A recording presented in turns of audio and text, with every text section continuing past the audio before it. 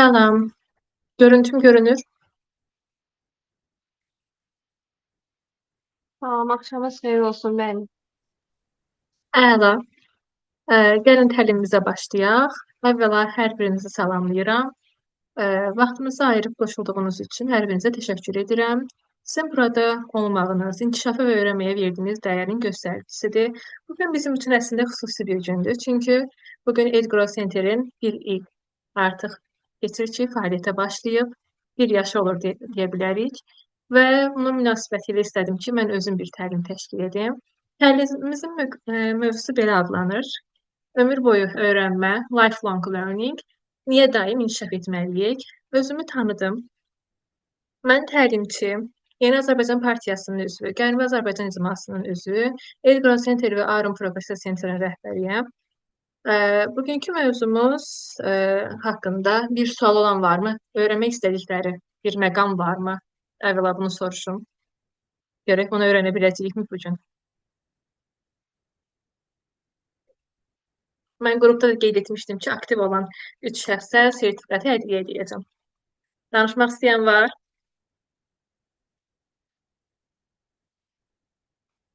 Yoxdur. Onda başlayaq. Zəhmət olmasa çevirə bilərik növbəti slaydı.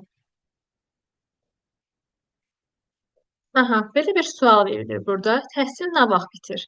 Kim cavablandırmaq istəyir? Təhsil nə vaxt bitir? Deyə bilərəm. Ya da belə bitirmi? Buyurun Aysu xanım. Mənə görə məncə təhsil bitmir. İnsan Aha, istədiyi müddətdə hər yaşda təhsil ala bilər. Yəni tək ki insan istəsin və inansın. doğrudur. Bəs sizcə diplom insanı ömürlük təmin edirmi? Məsələn, bir diplom oxumaq, bakalavr təhsili almaq, sadəcə bunu e, bitirmək kifayət edirmi bizə? Cavablandıra bilərəm yoxsa? Buyurun, hər kəs cavablandıra bilər. Aktiv olsaq lap yaxşı olar. Bircə diplom insanı ömürlük təmin edirmi? Xeyr, diplom insanı ömürlük təmin etmir. Çünki sadəcə olaraq bir təhsilin üzərində dayanıb qalmaq elə də yaxşı bir şey deyil. Çünki biz hər zaman özümüzü inkişaf etdirməliyik, sosiallaşmalıyıq. Sadəcə bakalavr deyil, magistr olsun, doktorantura olsun və yaxud da ki, hər hansı bir kurslar olsun, seminarlar olsun. Bunlara qoşularaq özümüzü inkişaf etdirək, öz şəxsi düşüncələrimiz olsun, dünyaya baxış tərzimiz olsun. Bunları hər bir cəhətdən, hər tərəfli şəkildə inkişaf etdirməliyik. Ona görə də diplom insanı ömürlük təmin etmir. Bəli, tamamilə doğrudur. Bəs siz son dəfə öz istəyinizlə nə öyrənmisiniz? Yəni söhbət bakalavr təhsilindən getmir. Yəni özünüz üçün nə öyrənmisiniz? Tutaq bir kitab oxumaq, Deyə bir bilərəm. təlimə qoşulmaq. Buyurun. Mən Son cavablandırım. dəfə Sırayla cavablandırım deyək. mən. Ne cavablanır? Aha. Buyurun, sırayla Son deyək. dəfə birinci özümü təqdim eləyim. Səmərli Tural, psixoloq və duyğu mütəxəssisiyəm. Son dəfə öz istəyimdən abaterapiyanı öyrənmişəm. Bilirik ki, uşaqlarla işlərdə, psixoloji işlərdə bir çox terapiya növləri var, mümkündür və son dəfə abaterapiyanı öyrəndim və tətbiq elədim. Əla. Başqa? Mən deyim. Aha. Son dəfə öz istəyimdən daha çox kitab oxumağa vaxt ayırmışam. Təkcə akademik biliyimi genişləndirmək üçün yox, həm də sosiallıq baxımından və digər şeylər baxımından özümü inkişaf etdirmişəm. Məqsədim də sadəcə məlumat toplamaq olmayıb. Həmişə düşüncə tərzimi genişləndirmək istəmişəm. Müxtəlif janrlarda kitablarla tanış olmuşam. İstər pedaqogika, istər psixologiya, istərsə də şəxsi inkişaf baxımından. Həm də hər kitabdan oxuduqdan sonra özümdə qeydlər götürmüşəm və həyatda tətbiq eləməyə başlamışam. Əgər tətbiq eləyə bilməsəm belə, ən azından buna çalışmışam. Bütün bunların hamısı məndə mənə yəni yeni biliklər verməyib. Həm də mənə səbir verib, təhlil etməyi və empatiya bacarıqlarımı inkişaf etdirməyə yol açıb. Həm də öyrənmək heç vaxt bitmir, belə düşünürəm. Kitab da ən güclü müəllimlərdən biridir. belə düşünürəm həmişə. Ona görə də yəni ən çox kitab oxumağa və sosial şəbəkələrdən bir müddət uzaq durmağa çalışıram. İstifadə edirəm sadəcə müəyyən bir vaxt ərzində. Ən çox da uşaq psixologiyası, loqopediya ya da digər şəxsi inkişaf kitablarını oxuyuram ki, gələcəkdə məncə ixtisasımla bağlı da mənə lazım olan şeylər olacaq. Kitabları özümə bir dost kimi görürəm. Eyni zamanda da diplom bir gün alınır da. Yəni o diplomun həyatımda maksimum nə dərəcədə əhəmiyyətli olduğunu düşünmürəm. Həmişə öz təcrübələrimə əsasən yaşamağı düşünürəm ki, təcrübə daha çox şey qazandırır mənə. Həmişə bunu düşünmüşəm. Aysu xanım, ixtisasınız nədir? Pedaqogika. Əla. Növbəti slayda keçə bilərik. Bu dedikləriniz haqqında əslində birazdan danışacağım mən də. Burada lifelong learning nədir? UNESCO-nun yanaşması qeyd olunub. Deməli, UNESCO deyir ki, ömür boyu öyrənmənin insan həyatının bütün mərhələlərində bilik, bacarıq, səriştələrinin inkişaf etdirilməsində bir proses kimi inkişaf edir. Bu pedaqogikada var, bilik, bacarıq və vərdişlərin inkişafı. Eyni zamanda biz bir gedişatı göstərəndə deyirik ki, birinci bizim məqsədimiz olur, sonra bir fəaliyyətdən keçir, məzmun olur və nəticə olur. Əslində bu da həyatın bir hissəsidir. Çünki bizim öyrənməyimiz sadəcə məktəb və universitetdən ibarət deyil. Müxtəlif sahələrdə biz hər gün öyrənirik. Biz uşaq olduğumuzdan bəri. Bu birinci slaytda qeyd etmişdim. Beşikdən qəbrə qədər öyrənmək. Biz ilk andan son ana kimi hər anı öyrənirik. Növbəti slayda keçə bilərik. Məsələn, burada qeyd etmişəm, həyat təcrübəsi var. Məsələn, biz gündəlik həyatda bir hadisə ilə qarşılaşırıq, yaxud da ki, kiminsə qarşılaşdığı bir hadisəni görürük və bundan nəticə çıxardırıq. Kitab oxuyuruq. Kitab o qədər, necə deyərlər, bizi həyata hazırlayır ki, biz həmin hadisəni yaşamasaq belə, kiminsə yaşadığını görürük, hansı hisslər keçirdiyini görürük və o hisslərdən ya çəkinirik, etmirik, ya da ki, belə bir hadisənin olmaması üçün əslində nə etməli olduğumuzu bilirik. Məsələn, kurslara qoşuluruq. Məsələn, hansı kurslara qoşulmusunuz siz? Burada müxtəlif kurslara qoşulan varmı? Dil olsun, informasiya ilə bağlı, informasiya təhlükəsizliyi ilə bağlı olsun, hər hansı bir varmı? Məsələn, mən özüm xarici dilə qoşulmuşam, sonra Microsoft proqramları üçün təlimlərə qoşulmuşam, təlimçilik proqramına qoşulmuşam. Siz hansı təlimlərə qoşulmusunuz? Təlim olaraq yox da kurs kimi nəzərdə tutaq. Eyvallah. Aha. SMM kurslarına qoşulmuşdum. Bir ara qoşuldum və mənə faydası oldu, hər baxımdan faydası oldu. Bir də dil kurslarına mən də qoşulmuşam, rus dili və ingilis dili kurslarına qoşulmuşam və belə deyim, ən çox rus dili həyatımda mühüm rol oynayır. İxtisasımla bağlı, çünki ixtisasım bunu tələb edir. İxtisas oxuyanların əksəriyyəti rus dilini daha yaxşı bilir. Mənə elə gəlir. İngilis dilinə də tələbat var, düzdür, dünya baxımından, dünya miqyası baxımından, amma rus dili bizim ixtisasa rəğmən daha lazımlı olduğu yəni düşünürəm və hər kəs də kənardan bütün təzyiqin üstünə salır. Ona görə də onu məcbur olub getmişdim və çox şey öyrənmişəm. Bir də dil kursu var, bilmirəm bilirsiniz ya yox, orada getmişəm. Orada kiber təhlükəsizliyə görə getmişdim. Azərbaycanda tam inkişaf eləmədiyi üçün oradan çıxdım.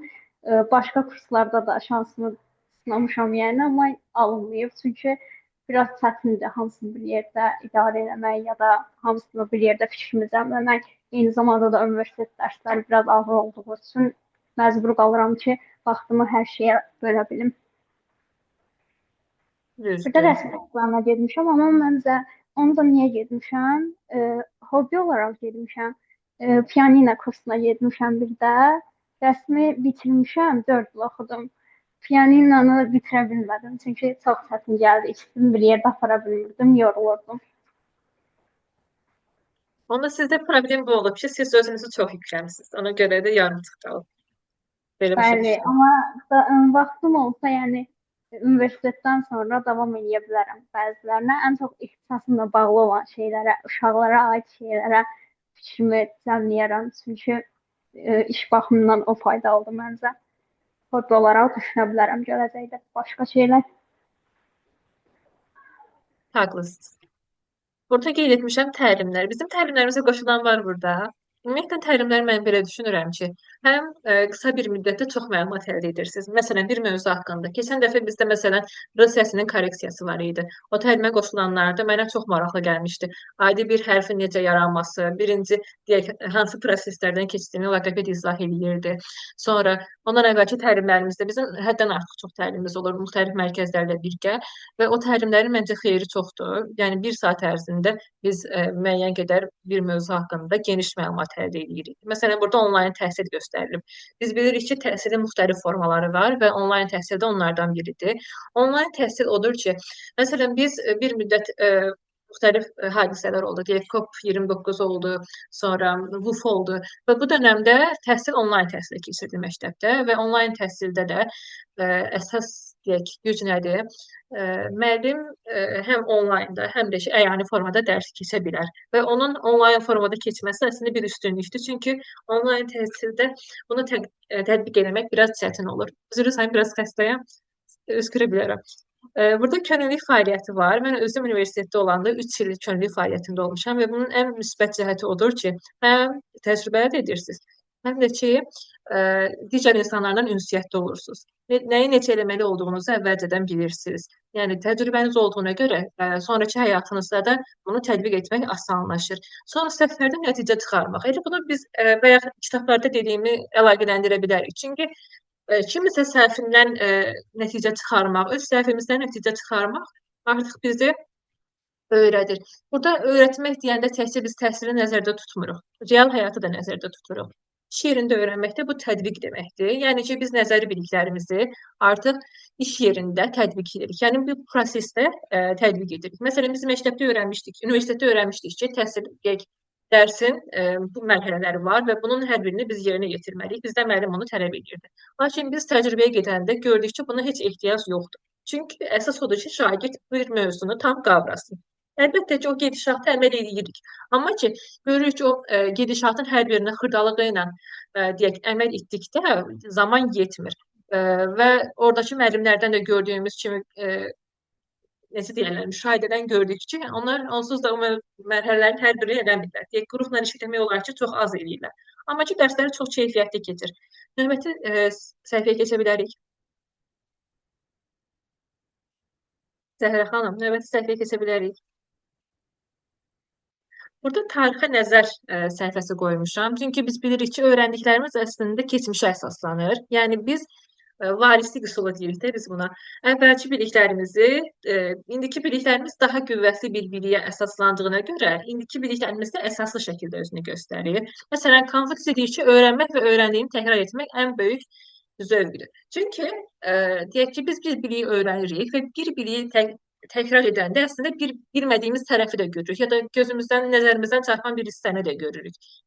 Hətta başqasını öyrənəndə bu daha da qüvvətlənir. Bilmirəm, burada aramızda elə adamlar var, yoxsa yox. Məsələn, mən eləyəm ki, öyrəndiyim şeyi kiməsə öyrədəndə yadımda daha yaxşı qalır. Nəinki təkcə özüm oxuyanda. Artıq bu tətbiqə çevrilmiş oluruq. Kiməsə mən öyrətmiş oluram. Və onu necə öyrədirəmsə, o şəkildə də yadımda qalır. Məsələn, burada Sokratın bir fikri var. Deyir ki, bildiyim tək şey odur ki, heç nə bilmirəm. Bu biraz parafraz edilmiş formasıdır. Əslində onu bilirəm ki, heç nə bilmirəm. Əslində bu söz belədir. Yəni ki, biz hər gün nəsə öyrənirik və bu öyrəndiklərimiz artıq elə bir səviyyəyə çatır ki, mən düşünürəm ki, məsələn, mən indi hər şeyi bilirəm, amma qarşımıza elə bir şey çıxır ki, biz aslında bilirik ki, heç nəyi bilmirik. Bu belə çıxır. Aristotelin fikrində deyir ki, təhsilin kökləri acı, meyvəsi isə şirindir. Bu nə deməkdir? Məsələn, biz məktəbdə oxuyanda, universitetdə oxuyanda hər dəfə deyirik ki, məsələn, məktəbdə bu məktəbi qutarsaydım canım qurtarardı, bu universiteti qutarsaydım canım qurtarardı. Amma ki, o oxuyan müddəti bizə çox acı gəlir, onu oxumaq, bitirmək. Amma qutarandan sonra meyvəsi şirin gəlir. Yəni o təhsili almaq, bitirmək. Elə bir gözündə bir dağ var idi və o dağ artıq necə deyirlər, əridi getdi kimi olur. Növbəti səhifəyə keçə bilərik. Burada ədəbiyyat fikri var. Ədəbiyyatda Nizami Gəncəvinin bir şeir parçası var ki, qüvvət elmdədir, başqa cür heç kəsi üstünlük eləyə bilməz. Elm elə bir şeydir ki, bilik elə bir şeydir ki, bizi hər kəsdən üstün səviyyəyə çıxardır. Yəni, məsələn, bir insan sizə, məsələn, təlimlərə qoşulursunuz ya da magistr oxuyursunuz. O deyir ki, sizə vaxt itkisidir. O özü etmir deyə sizin etdiklərinizi heç kimi görür. Amma siz bilirsiniz ki, sizin bir məqsədiniz var ki, bunu edirsiniz, düz deyil. E, Bunun nəticəsini göstərir sonrakı zamanlarda və aranızdakı fərq də aydın görünür. Məsələn, Məhəmməd Füzuli deyir ki, elm bir dəryadır, insan isə onda üzən bir yolçudur. Dərya, yəni ki, dəniz mənasını ifadə edir. Həyatımız bir dəniz kimidir, axarında gedir və biz hər gün nəsə öyrənirik və bu dəryadan da bir gətirə, bizim əlimizin bir sözü var idi. Bu dəryadan bir gətirə öyrətdimsə, haqqınızda halal edin. Belə bir söz demişdi bizə. Çünki həqiqətən də belədir. Biliklər o qədər çoxdur ki, biz bunları nə qədər çox öyrənsək də o qədər azdır. Növbəti səhifəyə keçək. Burada məsələn 21-ci əsrdə niyə ömür boyu öyrənməlik fikri var? Burada belə bir fikir qeyd etmişəm ki, dünənin biliyi bu gün üçün kifayət etmir. Həqiqətən də belədir. Bu fikirlə razılaşan var, yoxsa yox? Hamı məndən eyni fikirdədir. Dünənin biliyi bu gün üçün kifayət edir. Xeyr. Xeyr etmir. Etmir. Çünki hər şey o qədər avtomatlaşıb ki, o qədər sürətlə gedir ki, burada qeyd etmişəm, rəqəmsallaşma var, avtomatlaşma var, daim inkişaf var deyə bu tələb edir ki, biz özümüzü inkişaf etdirək və dünənin biliyi də bizə kifayət eləmir. Biz yeni peşələr yaranır, məsələn, yeni ixtisaslar əlavə olunur süni intellektlə bağlı. Əvvəl süni intellekt ixtisası yox idi ki, amma indi var və bu tələb edir ki, biz özümüzü inkişaf etdirək. Məsələn, biz təhsil alan vaxtı STEM dərsləri keçilmirdi. İndi biz məktəbə gedirik, bizə qəribə gəlir ki, STEM dərsləri də keçilir, ona ayrıca saat ayrılır. Bizə qəribə gəlirdi. Bilmirəm, STEM təhsil alanda belə bir ixtisas var idi, yoxsa yox, amma biz təhsil alanda yox idi və çox maraqlı bir sahədə əslində. İndi də onun təlimləri keçilir, hətta müəllimlər də onun təlimlərinə qoşulur. Növbəti slayda keçək. Burada belə bir müzakirə sualı var ki, sizcə gələcəkdə hansı peşələr yox olacaq və hansıları isə daha çox inkişaf edəcək? Bu haqqda kimin fikri var? Müəllimlərdən yapışmayaq da, amma digər ixtisaslardan da deyək. Müəllimlərin üstünə çox düşülür.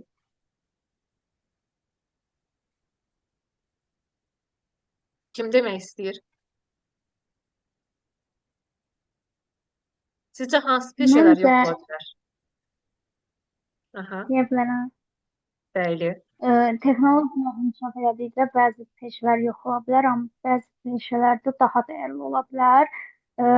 Məsələn, belə deyim də, insanın elə bir şey, insanın eləyə biləcəyi şeyləri maşınlar və ya robotlar eləyə biləcək ya da eləyə bilərmi fikri yaranır.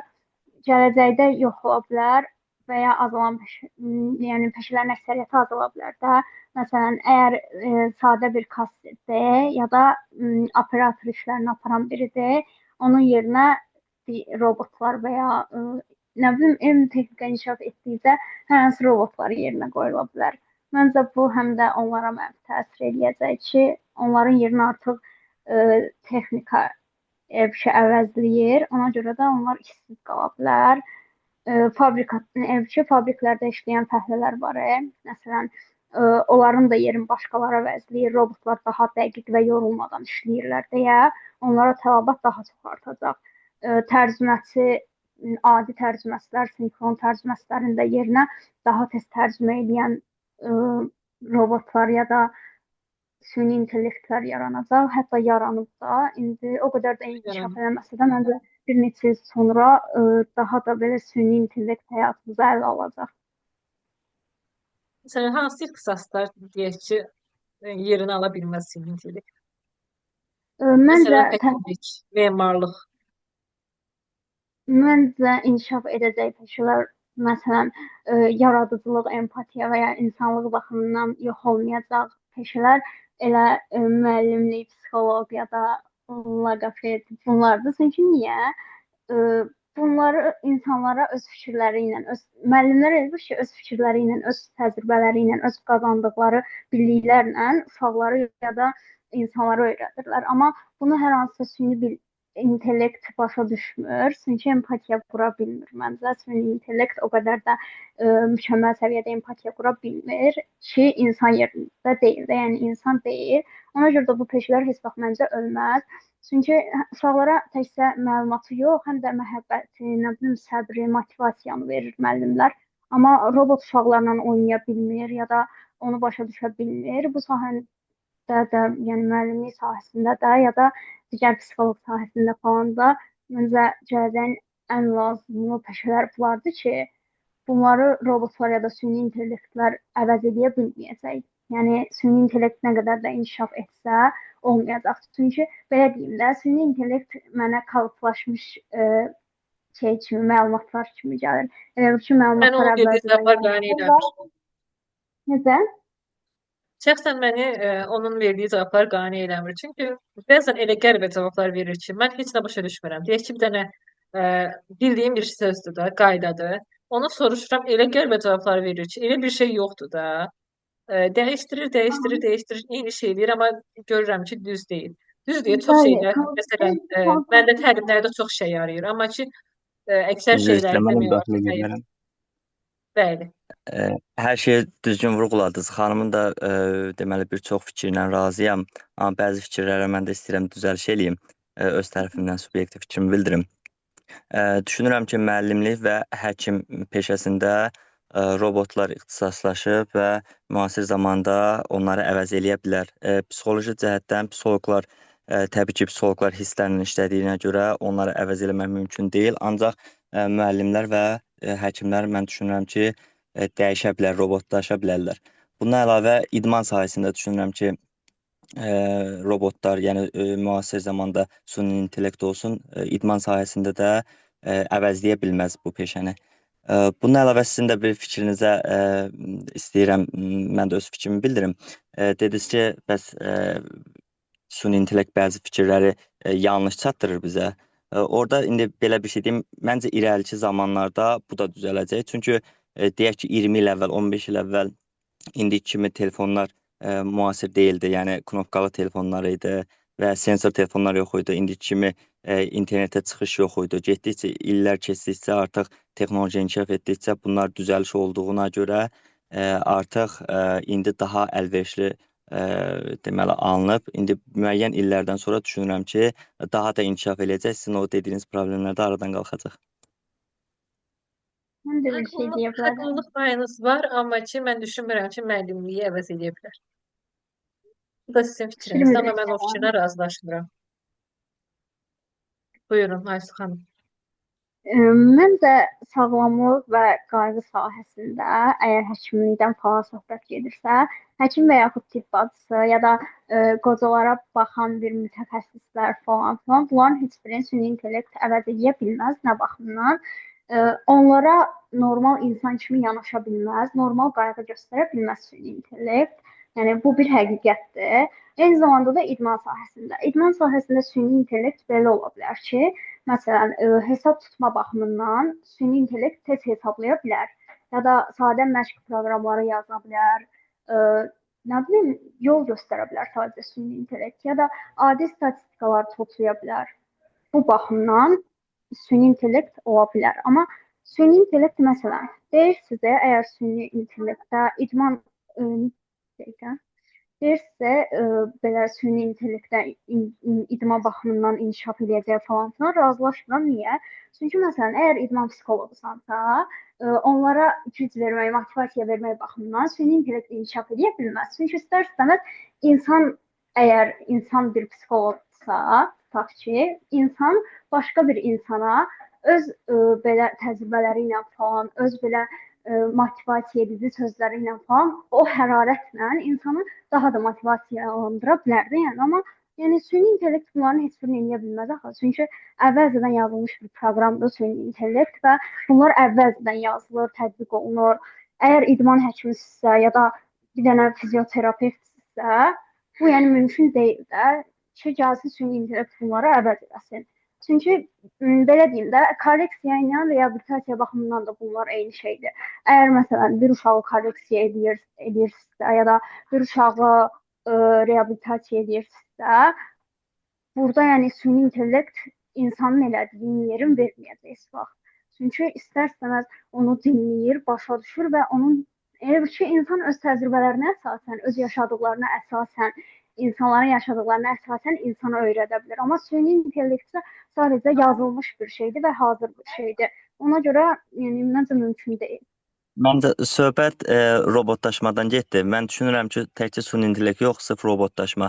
Elə əməliyyatlar var ki, insan əli onu bacarmır, insan onu bacarmır və robotlaşma bəzi aparatlar, texnika ilə o əməliyyatları eləyə bilirlər. Bəzi beyin əməliyyatları və ürək əməliyyatlarında bu tətbiq olunur və insan onu bacarmır, robotlar bacarır. Bir də ki, mən idman sahəsində qeyd elədim ki, idman sahəsinə bu süni intellekt və robotlar belə deyim, müdaxilə eləyə bilməz. Yəni siz məni səhv anladınız bayaq.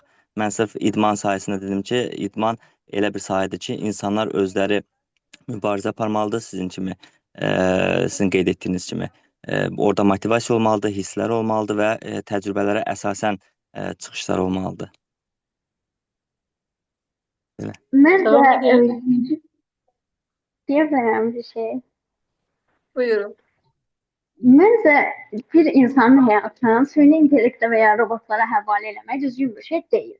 Nəinki həkimlik və əməliyyat baxımından, digər nə bilim prosedurlar baxımından, nəinki o baxımdan, hətta psixoloqlar falan baxımından da süni intellekt düzgün yol göstərə bilməz. Mən hələ də süni intellektə güvənmirəm, yəni.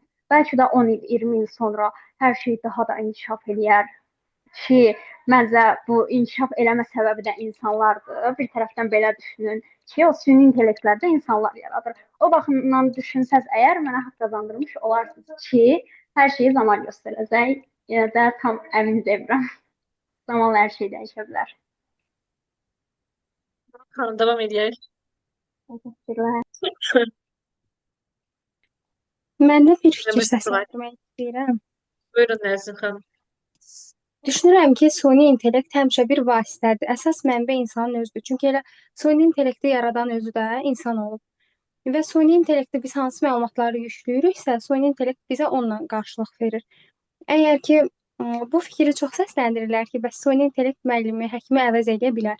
Düşünürəm ki, xeyr. Çünki məsələn, müəllim adından götürsə, mən özüm də müəlliməm. Bir baxış, bir toxunuş, xüsusi bir hiss. Bunların heç bir süni intellektdə ya da hər hansısa bir robotda olmadığına görə şagirdləri, lap böyük tələbələri anlaya bilməz.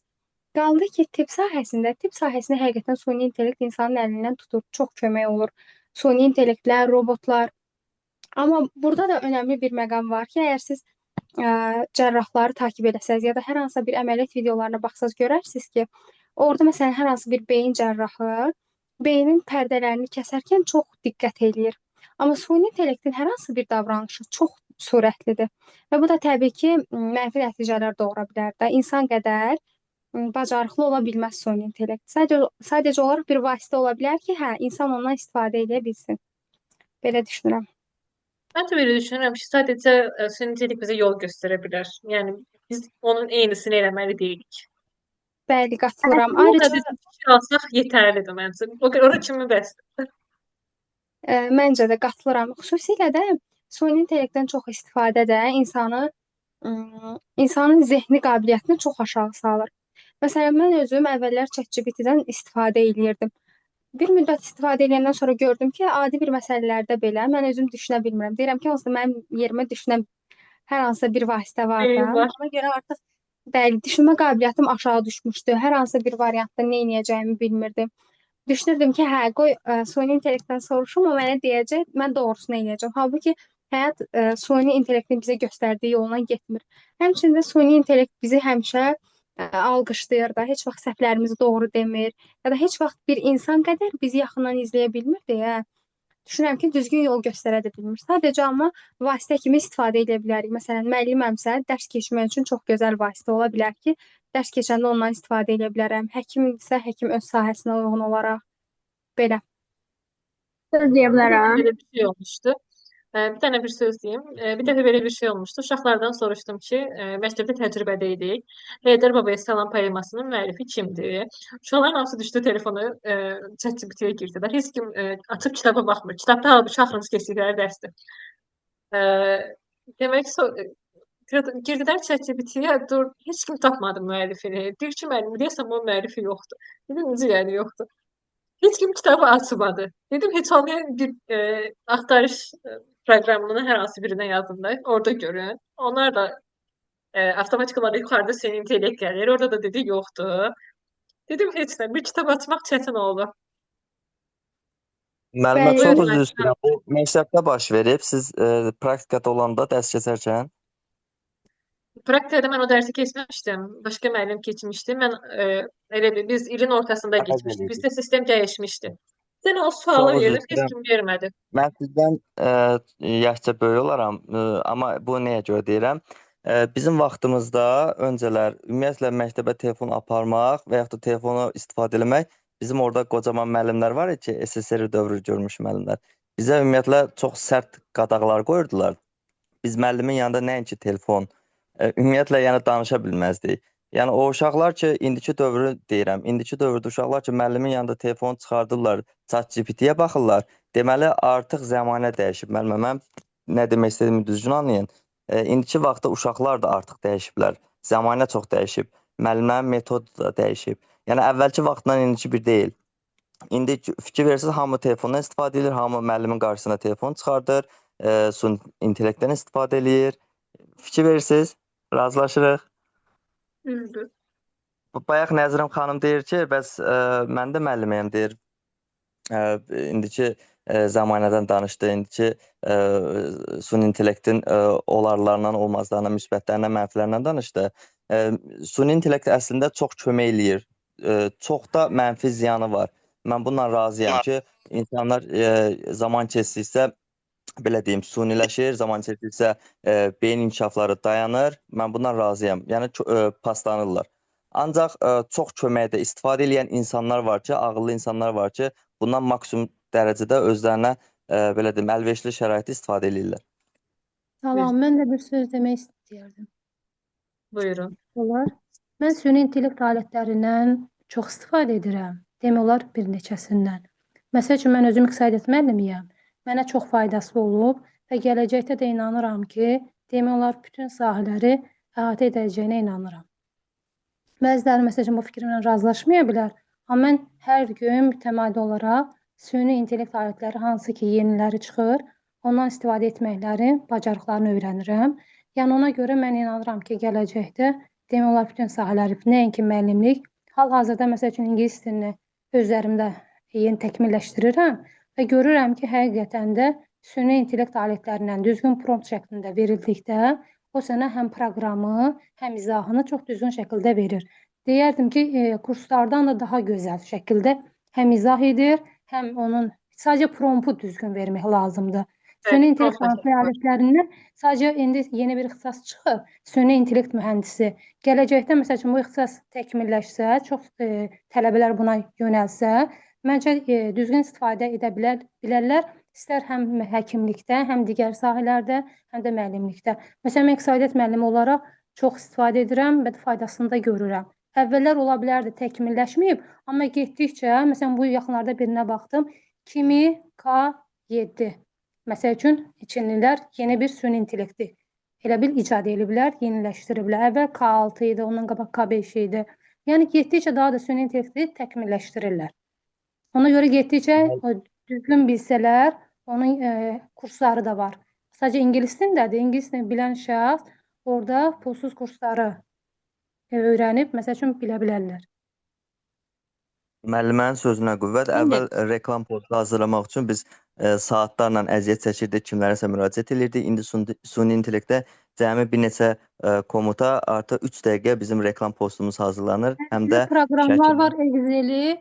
Məsəl üçün, ancaq verirsən, özü sənin üçün Excel-də tərtib eləyir. Daha, məsəl üçün, Excel-i bilməyə ehtiyac yoxdur.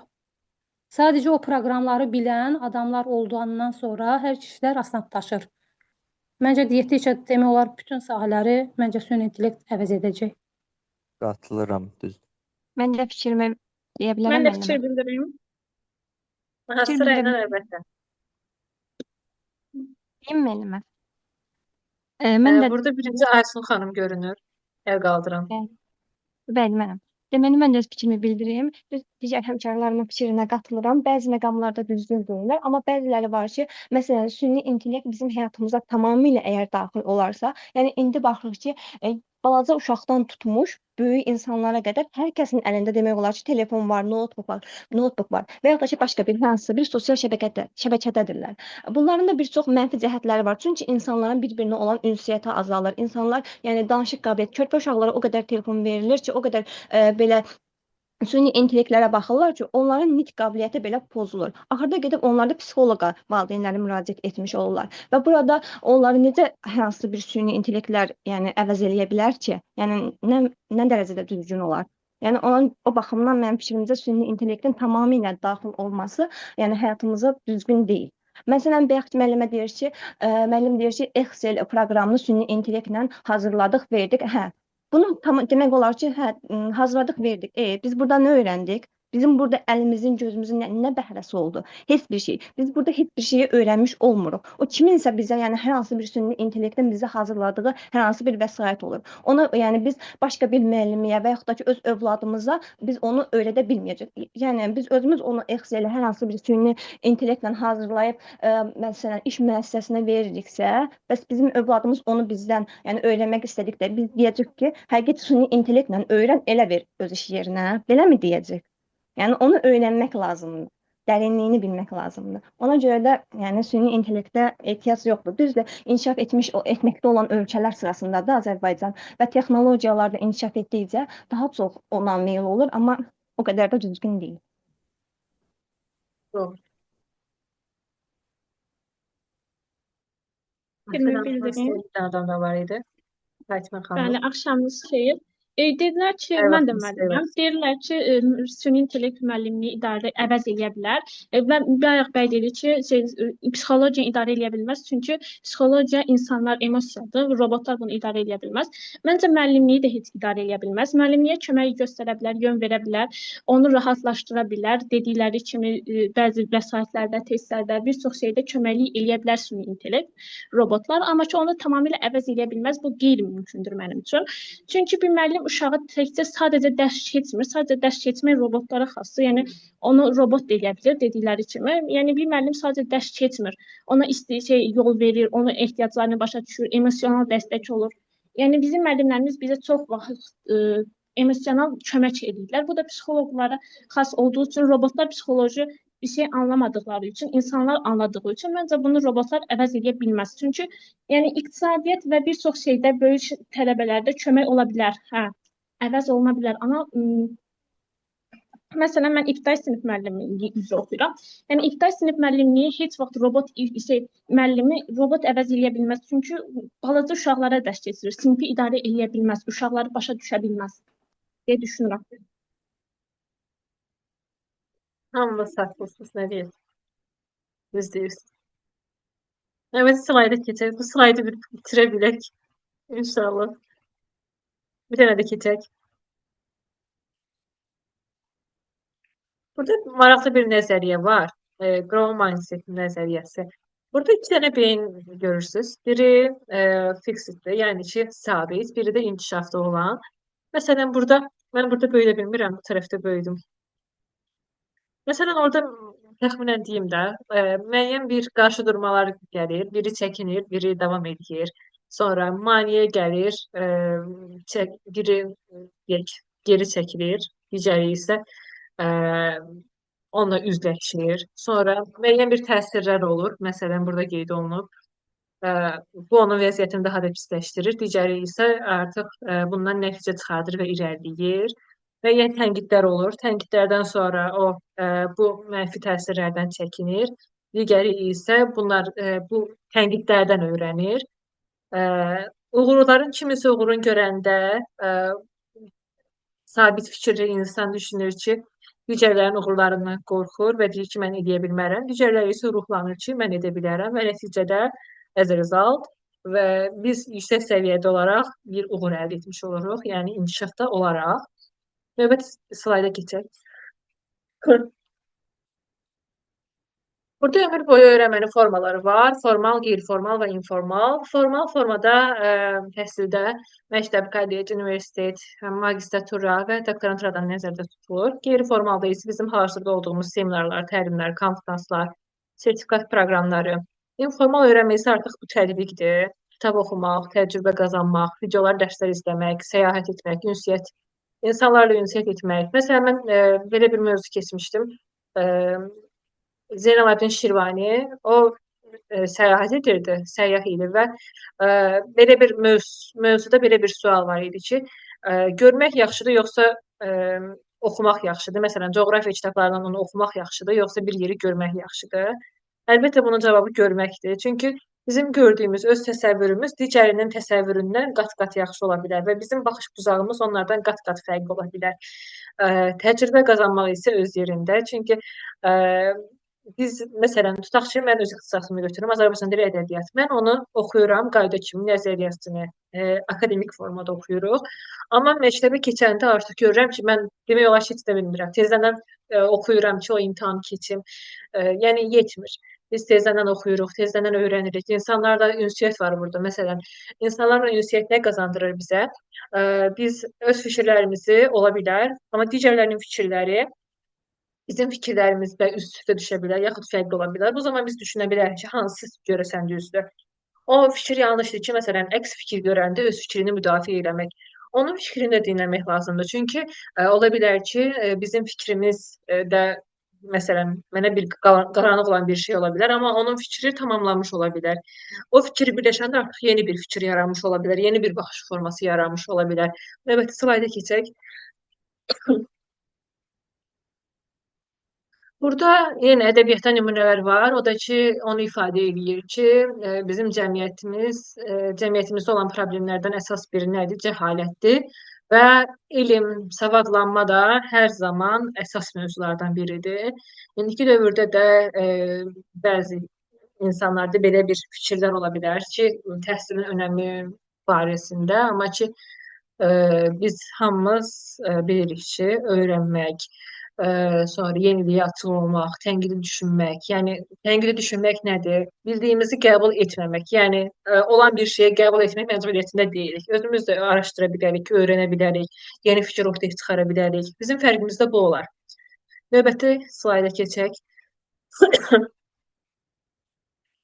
Burada Malcolm Knowlesin bir dənə fikri var ki, burada böyüklərin öyrənməsi nəzəriyyəsi var, antropologiya nəzəriyyəsi. Burada vurğulanır ki, böyüklər öyrəndiklərini və həyat təcrübələri ilə əlaqələndirdikdə daha səmərəli olur. Bu da elə bizim səhərdən dediyimiz sözdür.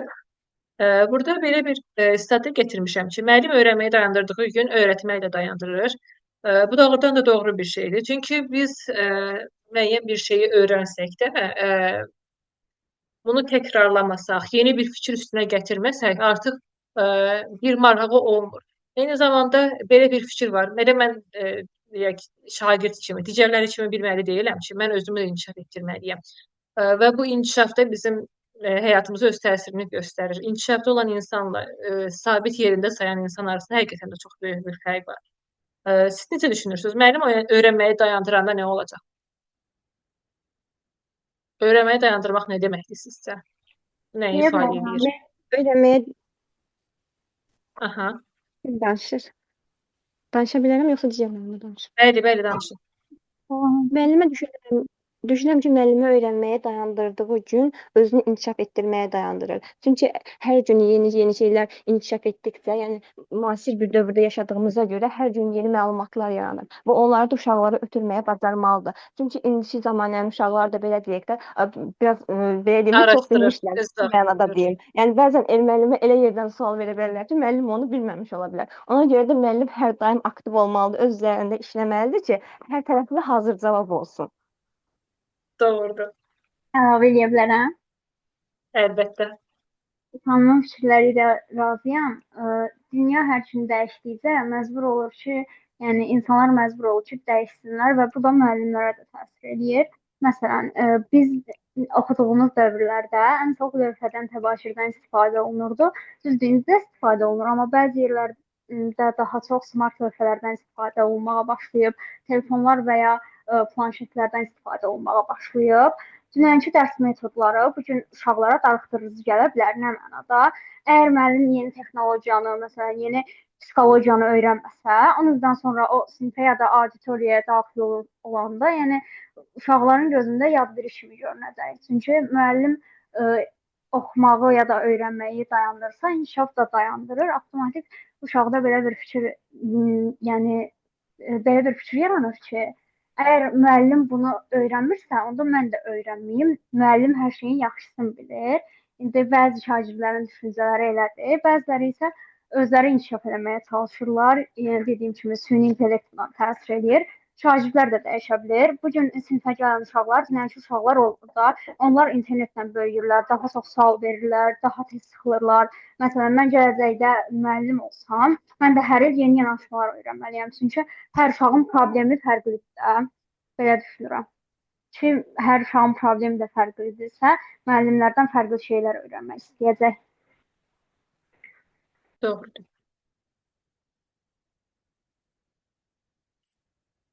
Davam edək slayda.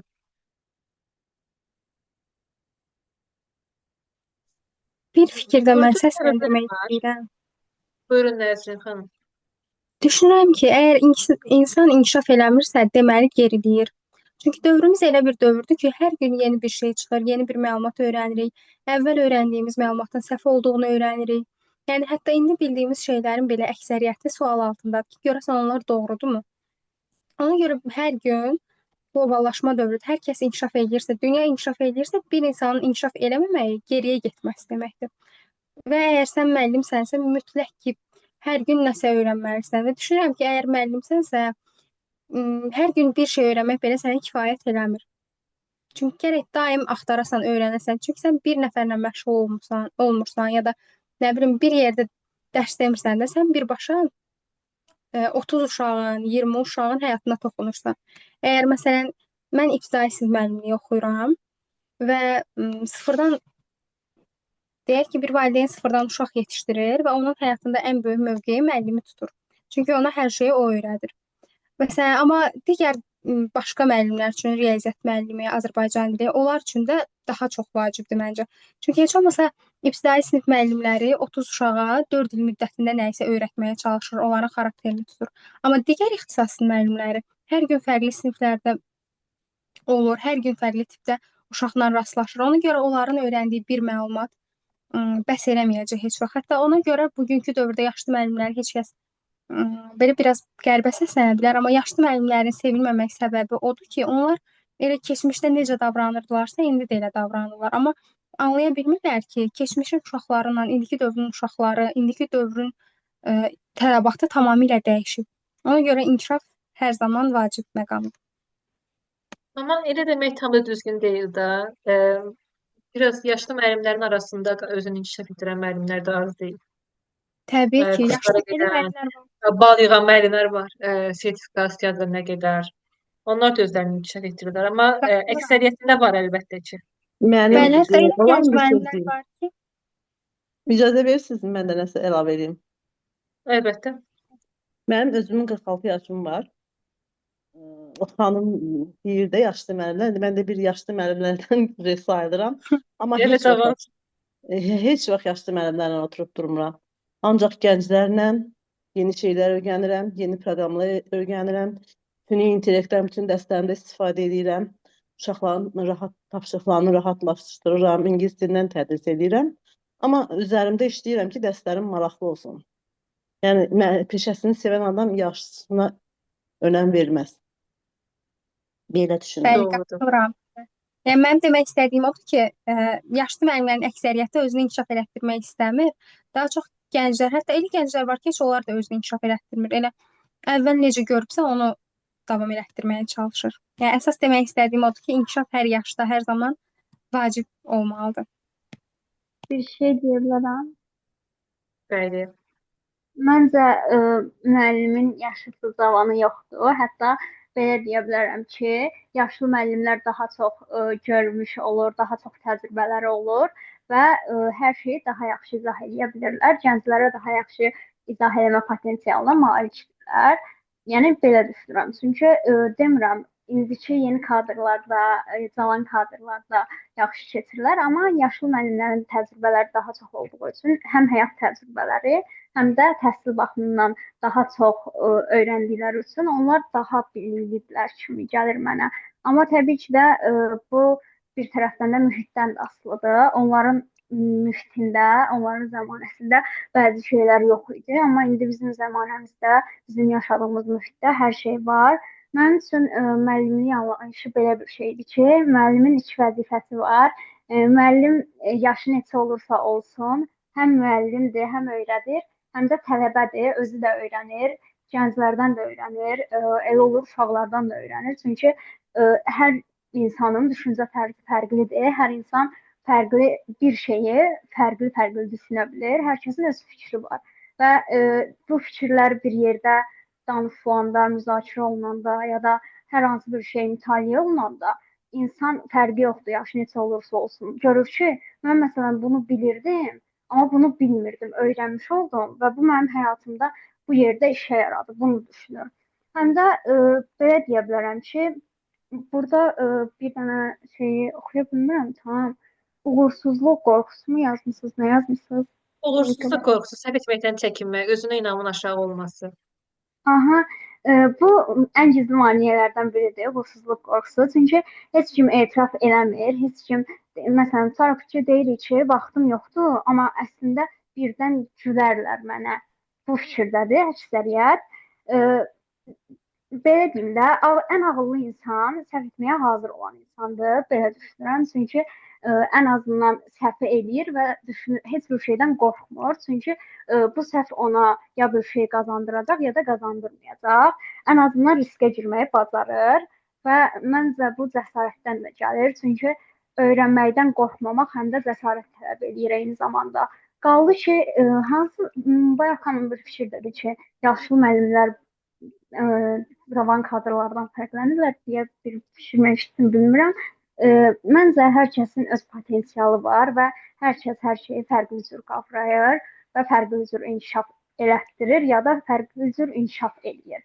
Bu həm müəllimlik və ya digər ixtisaslar baxımından da belədir. Hər kəsin özünə xas bir fikri var və mən ətrafımda istər gənc, istər yaşlı bir çox insanlarla tanış olmuşam və fikirləri hamısının çox belə deyim də maraqlı və fərqli fikirlər olub. Eyni zamanda da hamısından da çox şey öyrənmişəm. Nə yaşlı müəllimləri pisləmək olmaz, nə də gənc kadrları pisləmək olmaz. Çünki hamı bir-birindən öyrənir. Əgər bu dünyaya gəlmişiksə, öyrənib inkişaf eləyirik, görüb inkişaf eləyirik. Özünə inamı aşağı olan insanlarda belədir ki, səhv etmək də öyrənmənin bir sübutudur. Əgər səhv etmirsənsə, deməli çox asan yerdəsən və inkişaf eləmirsən. Yəni əgər səhv etmirsənsə, çünki həyat elə bir yerdir ki, səhv eləyə-eləyə öyrənirsən. Çünki düz heç bir şey yoxdur bildiyimiz kimi. Hər şey bir müddət əziyyət çəkirik və axırda bir yerə gəlib çatırıq. Məsələn, biz o yerə gəlib çatanda hamı deyir ki, filan kəs bu filan yerdədir və filan vəzifədə işləyir. Amma onun o yerə gəlməsi üçün çəkdiyi əziyyətləri və bu keşməkeşli yolları heç kim görmür və heç kim də şahid olmur. Bir söz var, bacarana can qurban. O sözə də çox inanıram. Əgər kimsə kimisə tənqid eləyirsə, o zaman gəlsin onun yaşadığı həyatı yaşasın, onun gördüyü və eşitdiyi gördüklərini görsün, eşitdiklərini də eşitsin. Yəni heç kimi tənqid eləmək düzgün olmaz məncə. Əgər səhv etmisənsə belə, gündə məsələn öz səhvlərini yazsan, səhvlərindən dərs çıxara da bilərsən və ya səhvlərin səni öyrədə də bilər. Belə düşünürəm və həyatımda elədiyim, belə deyim də, ən uğurlu şeylərdən biri elədiyim elə səhvlər olub ki, o səhvlər sayəsində uğurlu olmuşam və hər hansı bir yerdə özümü inkişaf etdirə bilmişəm. Belə düşünürəm. Doğrudur. Burada başqa problemlər də yazmışam. Məsələn, motivasiyamız yoxdur. Məsələn, bir şey başlamışıq, deyirik ki, tez qutarsın. Ya deyək ki, sosial şəbəkəyə fikrimiz çox yayılır, ya vaxtı düzgün idarə edə bilmirik. Və yaxud bir xanım deyirdi ki, bir neçə təlimə eyni anda qoşuldum, vaxt bölə bilmədim, ona görə də dayandırdım. Bu da eyni şeydir. Eyni şeyə birdən eyni anda başlayanda müxtəlif şeylərə artıq biz vaxt bölgüsünü edə bilmiriksə, orada da bir problem yaranmış olur və nəticəyə çata bilmirik. Növbəti slayda keçək. Sual verə bilərəm mən. Buyurun. E, Bizim rəqəmsal diqqət dağınıqlığı mövzusunda sual verəcəm. Bizim dövrümüzün ən böyük düşmənlərindən biri kimi görürəm. Çünki niyə? Əvvəllər insanın düşməni cəhalət idi. Bildiyiniz kimi cəhalət baxımından bir çox insanlar tənqid olunub və insanlar bölünüb də. Biri cəhalətə qarşı olan insanlar, biri də cəhalətə qarşı olmayan insanlar kimi bölünübdür. Yəni Sabir də deyirdi ki, əvvəllər insan düşməni cəhalət idi. İndi də düşmənimiz informasiya ilə səs-küy olub. Onların hansı yaxşıdır? Yəni əvvəlki dövrmü, indiki dövrmü, ya da iki dövr arasında olan o bir xətt deyirlər, nöqtə, ora mı?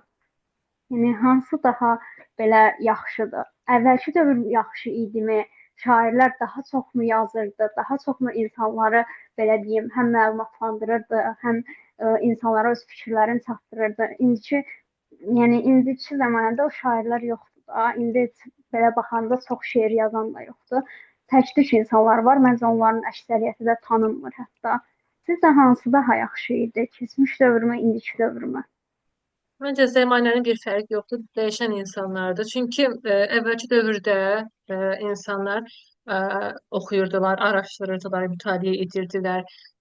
Məsələn, biz hər hansı bir şair haqqında oxuyanda, yazıçı haqqında oxuyanda birinci onun biliyindən danışılır ki, bu dilləri bilirdi, bu kitablar oxumuşdu, bu tərcümələri var idi. Onlar araşdırırdılar. İndiki insanlarda problem odur ki, araşdırmağa çəkinirlər və hazır məlumatları əldə edirlər. Amma əsas indiki dövrdə nədir problem? İnsanlar oxuduqlarını olduğu kimi qəbul edirlər. Amma böyük bir qism insanlar da var ki, araşdırır, oxuyur, özünü inkişaf etdirir və artıq öz yanaşmasını göstərir. Bayaq demişdim, tənqidi yanaşmasını göstərir. Yəni olduğu kimi qəbul eləmir, öz fikrini göstərir. Yəni deyir ki, mən də varam. Bu əvvəlki dövrdə də var da mən ideyası. Mən varamsa, mənim fikrim də var. Mənim fikrim varsa, mən də varam və mənim deyək ki, siz nə demişdiniz? Süni intellekt məsələsi. Süni intellektdə indi bizim o dövrdə süni intellekt yox idi, işlətmirdilər, telefon yox idi, işlətmirdilər. Amma bizim dövrümüzdə var və biz bunu elə formada işlətməliyik ki, əvvəlki dövrdən bir fərqimiz olsun. Yəni biz ona sahibiksə, onu düzgün istifadə etməyi də bilməliyik. Və düzgün istifadə etməyən o qədər çox insan var ki, bunun səbəbini ona görə bilirəm ki, bu suala verə bilirsiniz. Sualı belə nəticələndirə bilərəm ki, biz süni intellekt əlimizin altında varkən, bu dərəcədə, əvvəlki dövrdən fərqlənən dərəcədə əlimizdə imkanlar varkən, biz onları düzgün formada və məhsuldar formada işlətməliyik. Və bizim məqsədimiz olmadıqdan sonra nə əvvəlki dövrdə, nə indiki dövrdə heç bir mənası olmur. Əsas məqsəddir, o məqsəd üçün etdiyimiz bir fəaliyyətdir. Belə bir var, həmişə texnologiya təkcə bir maneə deyil də, alət də ola bilər. Problem telefonda ya da süni intellektdə olmaya da bilər. Problem onu necə istifadə etməyimizdə də ola bilər. Məsələn, əgər əlinizdə bir telefon varsa və ya hansısa bir texnoloji aləti varsa, onun bir var oturaq, məsələn, boş-boş reels izləyək və ya videolar izləyək. Bir də var ki, bir saat o telefondan nələrsə öyrənək, hər hansısa bir məlumatlar toplayaq ki, nə baxımdan da faydalıdır. Məsələn, istədiyimiz bir kitabı hardansa keçmiş dövrdə gedib gələk hardansa kitabxanadan və ya hardansa əldə edərdik, kimlərsə istəyərdik falan filan. Amma indi texnologiya sayəsində kitabların PDF-ləri də çıxarılır.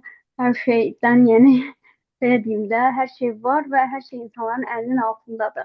Buna baxmayaraq bir çox insanlar da hələ də cahil kimi yetişir ki, vaxtlarını əylənməyə daha çox sərf edirlər və o əylənmək onlara bir şey qazandırmır. Vaxtında çəkilən əziyyətin bəhrəsini amma oxumaq da, araşdırmaq da lazımdır. Bu demək deyil ki, yəni mən əylənməyim, mən heç nə eləməyim, ancaq oturum oxuyum. O da düzgün deyil, amma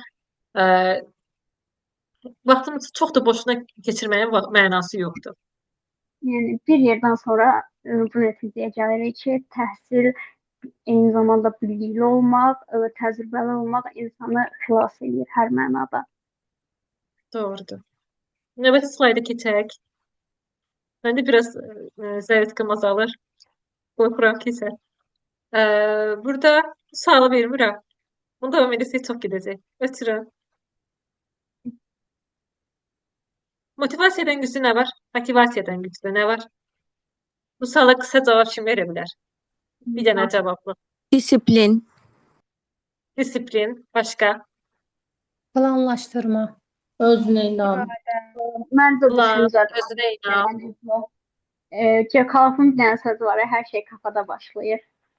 Məncə odur. İnsanı xilas edən də odur. Çünki məsələn əgər bir insan xəstədirsə, onu gəlib xilas etmək üçün bir neçə həkim də gələ bilər, amma belə deyim də gəlib onu müalicə edə bilməz. Amma insan özü öz düşüncəsi ilə özünü müalicə edə bilər və təkrar yeni bir həyata qayıda bilər.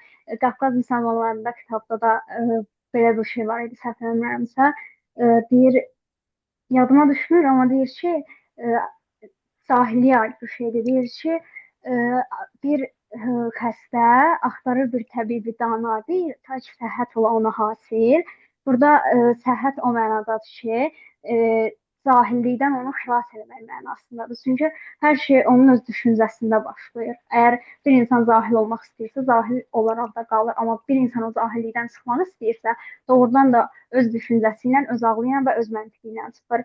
Motivasiyadan daha güclü insanın öz düşüncəsidir və belə deyim də öz başıdır, beynidir. Mən də bir fikri bildirə bilərəm.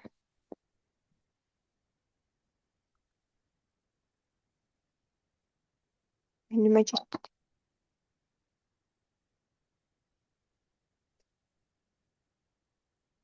Mən də fikrimi bildirə bilərəm. Yəqin ki, zayıfcası bitdi müəllimin bayaq deyildi. Ola bilər.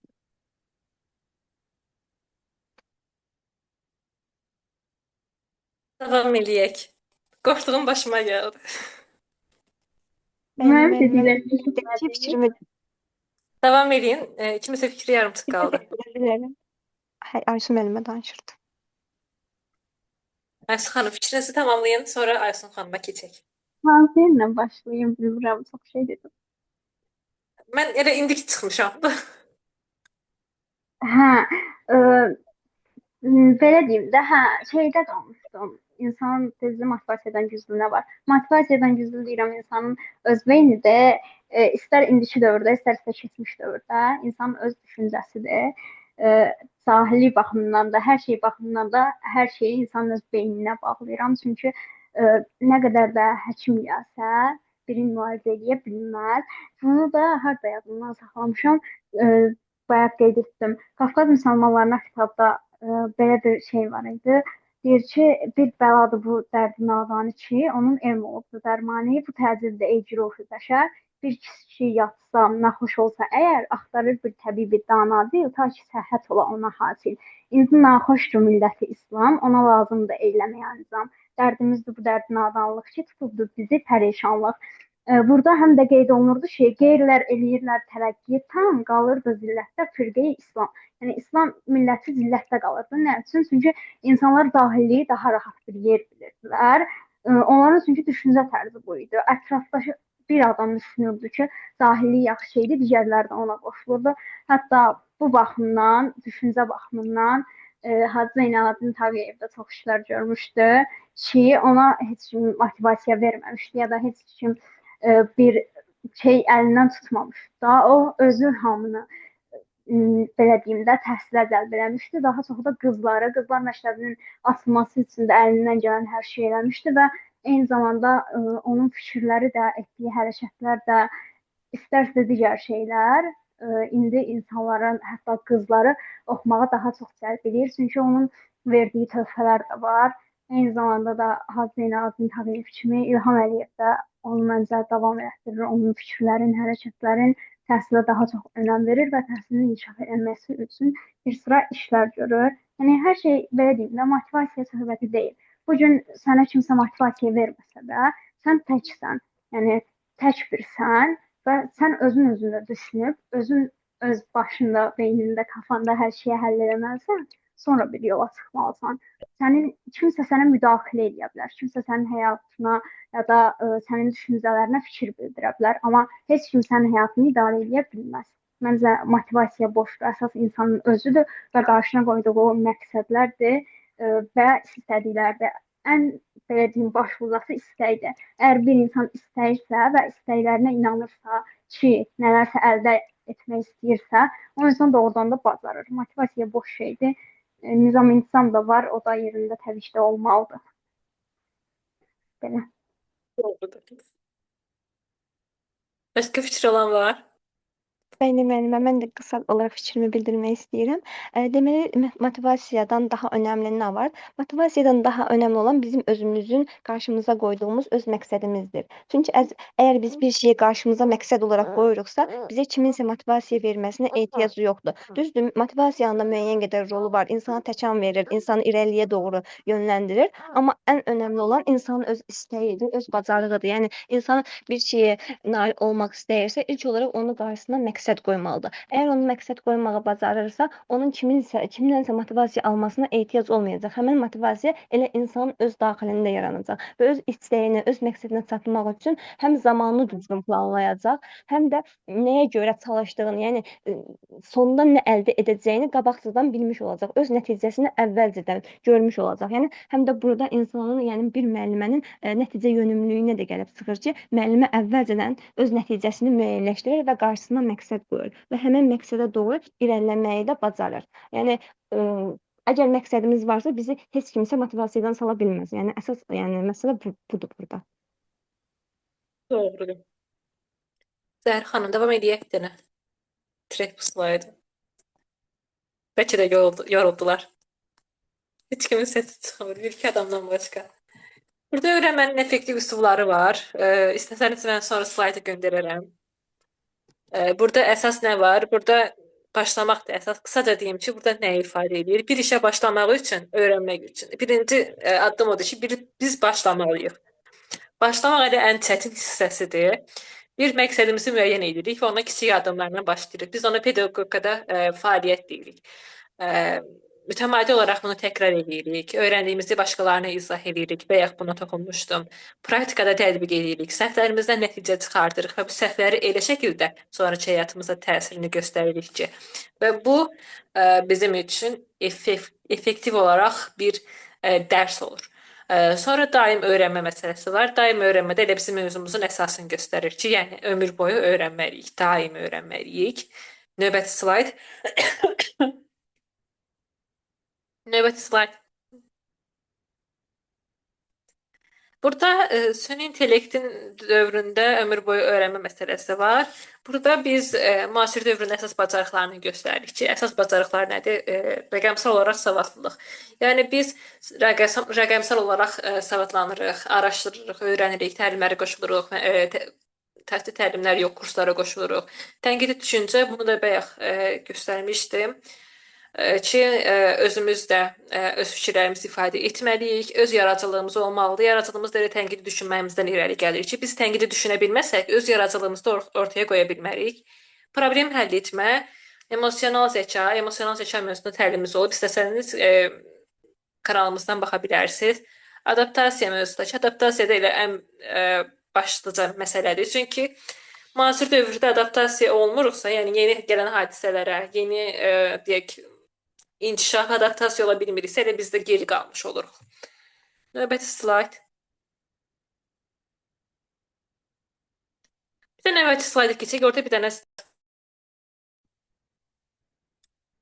burada belə bir Alvin Toffler'in bir stat var ki, 21-ci əsrdə savadsızları kim olacaq? Oxuyub yaza bilməyənlər deyil, öyrəndiyini unuda və yenidən öyrənə bilməyənlər olacaq. Bu həqiqətən də belədir. Çünki biz öyrəndiyimizi unutduğumuz an elə geriyə qalmış oluruq və yenidən yeni bir şey öyrənə bilməyəndə də artıq bizi savadsızlandıra bilirlər. Çünki əvvəlki dövrdə sadəcə oxuyanlar, hər hansı bir kitab oxuyanlar savadlı hesab olunurdsa, indiki dövrdə araşdırmayanlar savadsız hesab olunur. Tək oxuyanlar savadlı sayılmır. Növbəti slayda keçək. İnkişaf yəni əsas məsələdir. Oxumaq insanı niyə dəyişdirir? Söz ehtiyatımızı artırır. analitik düşüncəmizi artırır. Analitik düşüncə nədir? Yəni analiz edə bilirik. Yəni bu fikri haqqında biz bir əsəri oxuduq, adi bir hekayəni oxuduq, ondan nəticə çıxara biliriksə də bu bizim analitik düşüncəmizi ifadə edir. Empatiya qura bilirik. Yəni o hadisə ilə aramızda empatiya quranda elə bizim düşüncəmiz, inkişafımız da öz işini görür.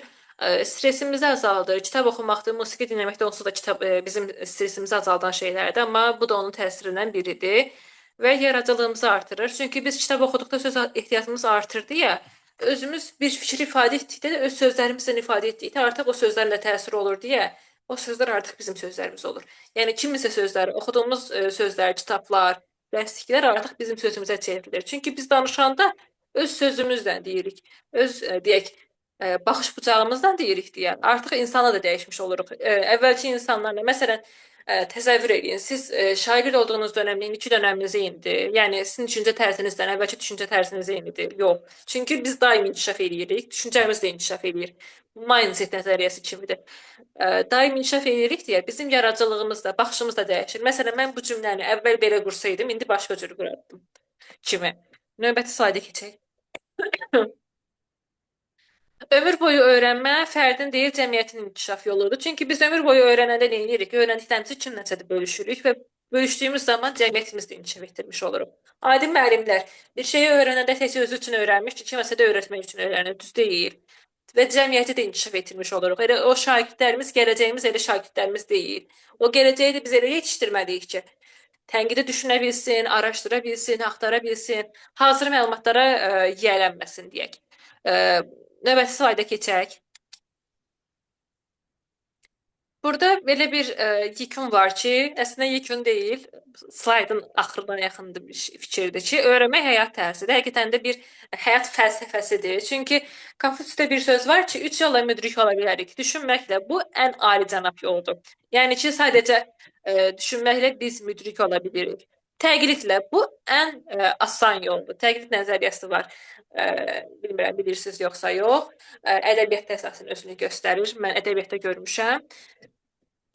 Və təcrübə ilə. Təcrübə isə ən çətin yoldur. Çünki biz öyrəndiklərimizi təcrübə eləməyimiz əslində daha çətindir. Çünki biz öyrənirik, amma öyrəndiyimizi necə təcrübə edəcəyimizi bilmirik. Məsələn, tutaq ki, qəfil kiməsə desəm ki, gəl mənə filan dərsi izah elə.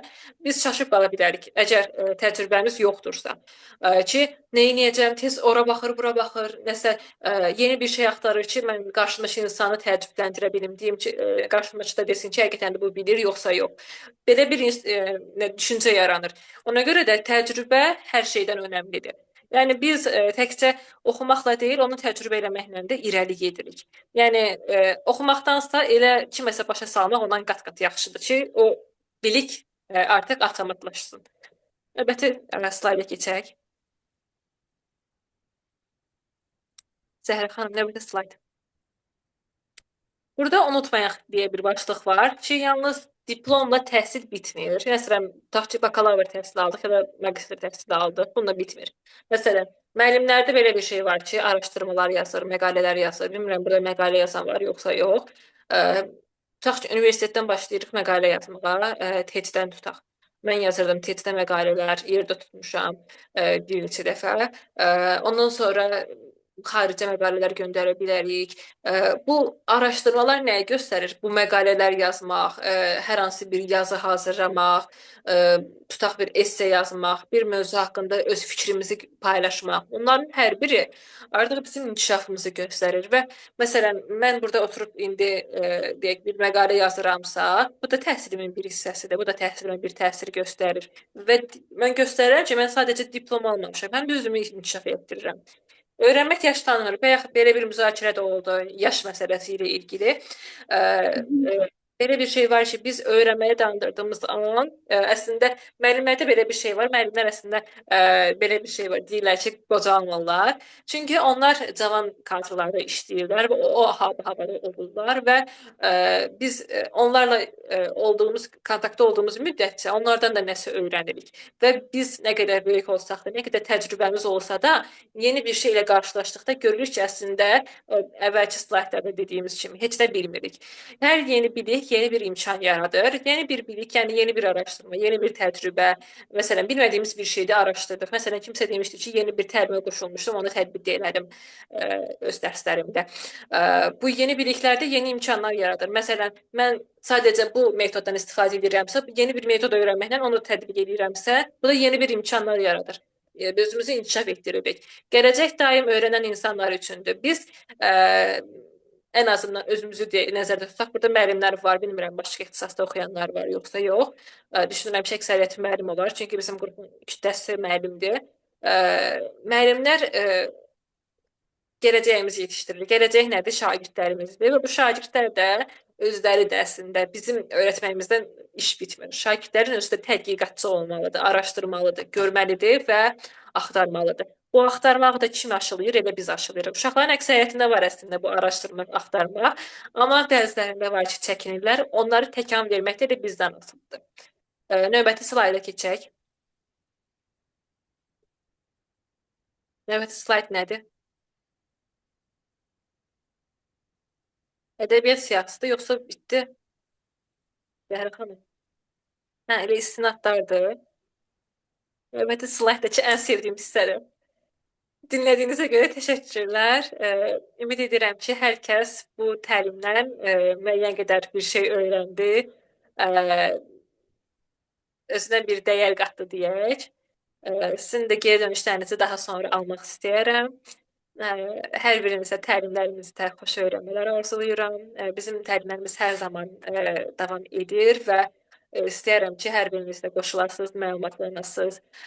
Bu təlimlər düşünürəm ki, mən bu təlim mərkəzini açanda əsas məqsədimiz hər kəsin öyrənməyi idi. Bir dəfə müəllim mənə dedi ki, bilmirdim mən təlim mərkəzim var yoxsa yox. Demişdi ki, bu təlimlərə qoşulurlar müəllimlər. Bilmirəm, baxır nə olacaq. Mən də baxdım belə heç nə demədim, amma ki, doğrudan da o qədər elə düşünən müəllimlər var ki, yəni bu təlimlərin önəmsiz olduğunu düşünən müəllimlər. Söhbət mənim təlimimdən getmir. Mənim təlimim bəlkə də kimisi üçün maraqsız ola bilər, amma bizim o qədər maraqlı təlimlərimiz var ki, düşünürəm ki, biri maraqlı gəlməsə, əminəm ki, digəri maraqlı gələcək və siz bu təlimlərdə iştirak edərək özünüzdə inkişaf etdirəcəksiniz. Qrupumuzu tərk etməyin, çünki gələcəkdə daha da maraqlı təlimlər keçəcəyik. Biz hələ bir ildir fəaliyyət göstəririk, amma düşünürəm ki, təlimlərimiz çox maraqlıdır və faydalıdır. Gələcəkdə də belə təlimlərimiz çox olacaq. Sağ olun, gecəniz xeyrə qalsın. Bu təlimlər rekord olunur. Daha sonra qeyd etmək istəyənlər edə bilər və slaydı da göndərəcəm, istəyənlər faydalana bilər. Sağ olun, salamat qalın. Sağ olun, müəllimə, maraqlı təlim oldu. Təşəkkürlər, Aysun xanım. Çox sağ olun. Var olun. Sağ olun.